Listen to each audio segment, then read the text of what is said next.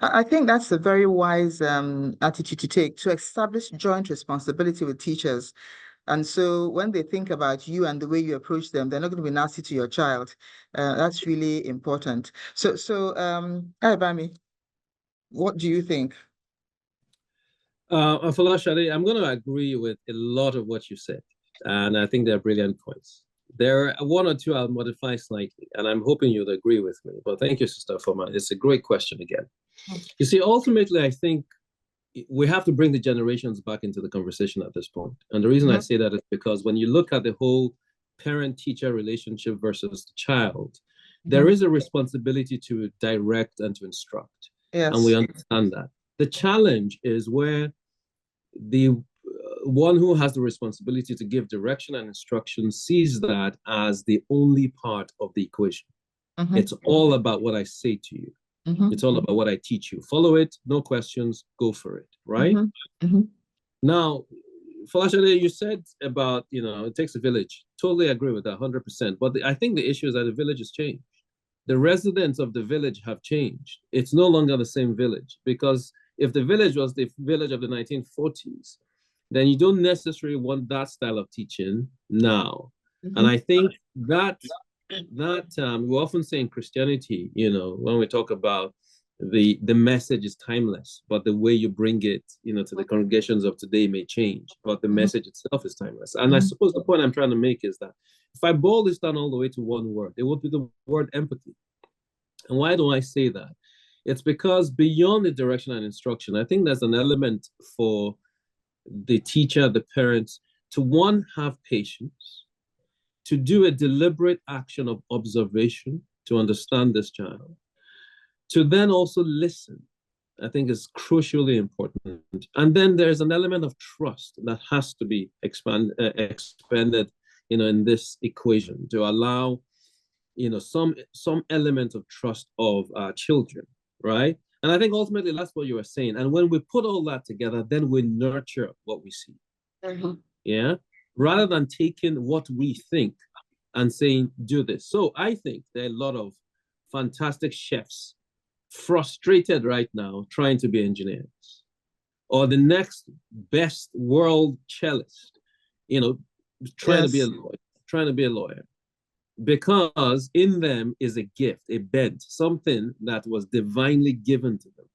But because educational structures in the world, as we've known them, are so structured and fixed that it's go to this and then that and then this and then that lesson and then this syllabus, and then once you come out, you have achieved academically. But that's not necessarily the way that is necessary to tutor everyone. And we're seeing that a lot in the Western world, where teaching methods and teaching approaches are different to allow creativity and ingenuity that is in people to be drawn out. So I think there is a place for education policy nationally for us to rethink that and to understand what allows our human capital to actually really be leveraged. And it's not these, straitjacket structured educational things. There's a lot that we can do with vocational education. And I think we should explore that a lot more. So ultimately, yes, there's a responsibility and a place for instruction and direction, but it should not be overly. We should be able to understand what the individual brings to the equation, dig it out, distill it, and then nurture it. And I think that's ultimately what needs to start from home. Parents need to talk more, listen more to their own children, rather than direct them. They go this way. I think once that begins to happen, the children gain a confidence to say, I've got an influence behind me who supports what I want to do. And yes, there's a point where they don't really know what they want to do. So my wife, for example, at some point was having a conversation with her daughter, and she seemed like she wanted to do everything and all this. What do you want to do? And then I'm doing this for a while. I'm not doing it anymore. We have to guide and help and support to ensure that kids are not just, hanging onto this frivolously for a moment, but you actually have structure in that. But that structure must be inbuilt into what it is that they're already wired with. My 2 pence. Thank you. Thank you. I mean, you make some points that I totally, absolutely agree with. And one of them is this whole idea of the quality of teachers. You can't give what you don't have. And typically in this country, teachers are considered to be, oh, you can just, once you just have this basic qualification, go to teacher training school. They forget that they're the ones who are teaching our children. And so we have people teaching our children and teaching them a relationship style that destroys their own emotional security, which they're getting from home.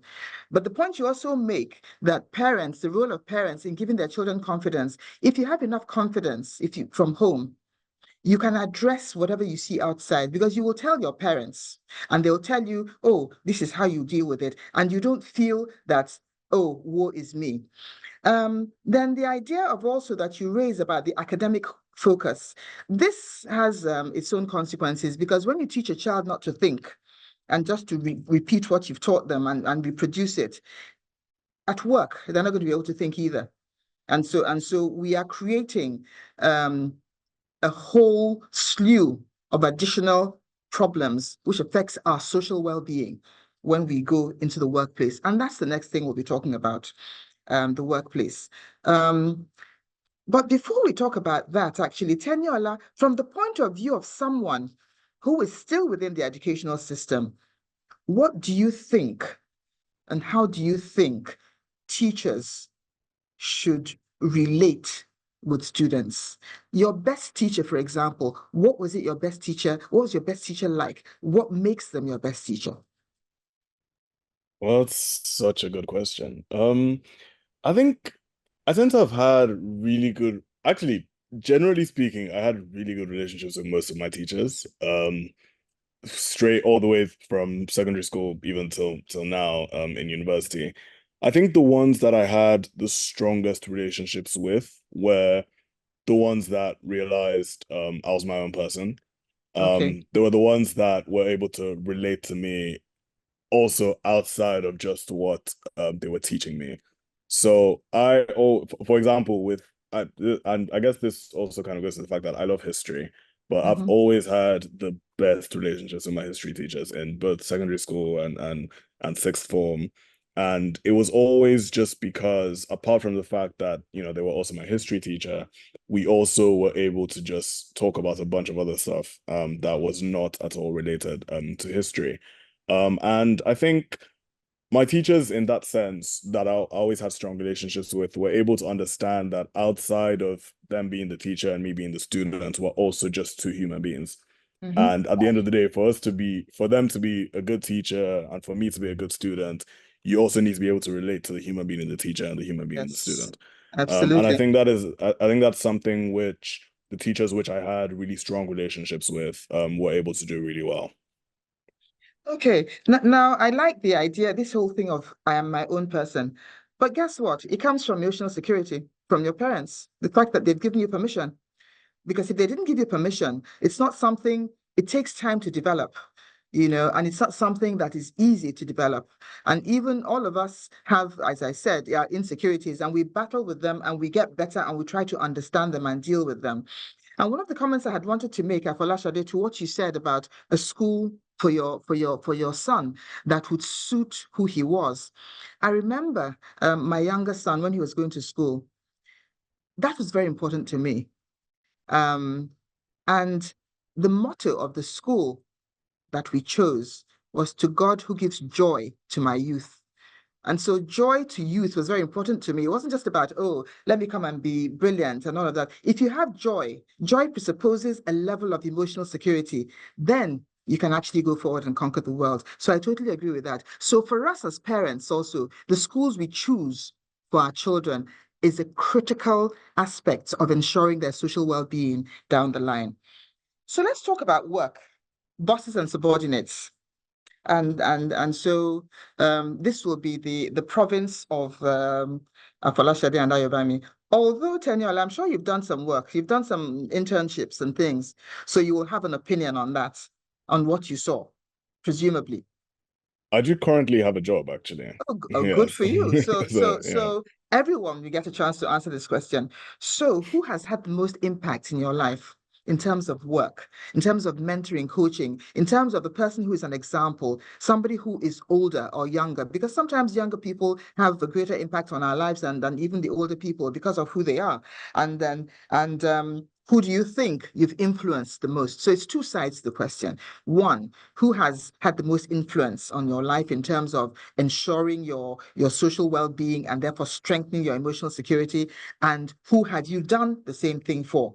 So all of you to answer the question. So I've been starting with Afolashade. So let me start with Ayobami for this particular question. Brilliant. Is Start that Ayobami. specifically from a work perspective? From a Is work that perspective, yes, bosses, coaches, whatever, yes. people within the work, whether they might not even be bosses, they may be colleagues who are older than you or younger than you, Yeah, as the case may be. But yes. fantastic. So I remember there was a workplace I had, and I had a boss who recruited me. We had a conversation. He was very happy with my skills, and it was a very digital creative role. What ended up happening was that we became friends, very Yes. good friends, because I was able to, by God's grace, bring, some new ideas and ways of working that they appreciated. And Mhm. even though it didn't quite work out, after I Mhm. left that job, he actually reached out to me and said, "Oh, we're starting something. Would you like to be involved?" and all that. And I thought that was really brilliant. And Mhm. it's a testament to the relationship we built. Mhm. And so what he wasn't much older than me, but he was my boss. But he would listen, we could talk, I could express myself, I could be myself. And I Mhm. think it's, similar to what Tenyola was saying there. But, by the way, Tenyola, sorry, I was gonna say to you that with those arms and that voice, I'm surprised that physics teacher, tried you. But that aside. But anyway, so like he was saying about teachers, it's the people who listen to you, who Yeah. allow you to have an opinion, to express it. And every once in a while, they may take it, they may not take it, Yes. but at least they Yeah. hear it. And those are the people you remember because they remember you. And with that banter, you end up creating not just a working relationship, but a social Yes. relationship that Mhm. you can fall back onto. And I think ultimately, those are the people that you remember. I mean, Mhm. I've had some bosses, and was it a movie or a book? Good bosses, bad bosses, things like that. There are all these experiences we've had. I've had bosses generally been okay, but I've had other experiences where you think, or maybe in hindsight, you think, what was that relationship about? But what I Mhm. encourage everyone here to take away is that there's no relationship you ever get into, good or bad, that is not a learning opportunity. Yes. Take something away from it. Look deeper and see, what have I taken away from this situation, this circumstance? What could I have done differently? What would I observe differently? What would I react to differently? And so on. And I think ultimately that puts us in a position where every opportunity is a win. In terms of people who I have influenced, it doesn't matter. I think it's beyond age. I think it crosses boundaries when it comes to that. But Mhm. people who, we tend to create a tribe around ourselves, don't we? Sometimes, I believe, and, there are people that we gravitate to. But ultimately, I think as leaders, we have to be books that are open for anyone to read. And Mhm. I think by that, I mean, there are people who may not necessarily be our biggest fans, or we may not be their biggest fans. Mhm. But do we have the ability to do two things? One, to influence them positively. And I think the bridge between the earlier conversation about relationships at home, school, and all that into the workplace is Mhm. that what we take from that earlier conversation into this new one is one thing: our values. Mhm. Yeah, it's the Yes. values, like Tenny, you were saying to Tenny, that the values that we've gained, that have been instilled in us, the words, when we start throwing them around: excellence, integrity, hard work, this and that, those are the things that we have built and we bring into the workplace. In certain cases, maybe people haven't built those things, maybe they haven't built them to the extent that they could, and then it becomes a challenge in the workplace. Then you have issues that go wrong. People are not as conscientious as they should be, or things like that. But I think a lot of that is foundational, that we bring from that earlier conversation. And when we do come into this new world of work, Mhm. then I think being who we are is to showcase those things. When people see us, would they describe us as people of integrity? Would they describe us as people they want to work with again? And I was very pleased.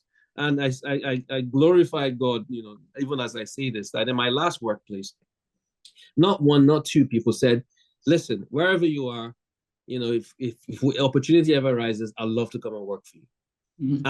And I don't know if that would ever happen, but the fact that they said those words, people who worked under me, people who worked for me, that really won my heart. And I think ultimately, at any job where I'm a leader, that's what I would love to leave with people. A feeling that this is someone I'd love to be with again in a work environment. So I think those are my responses.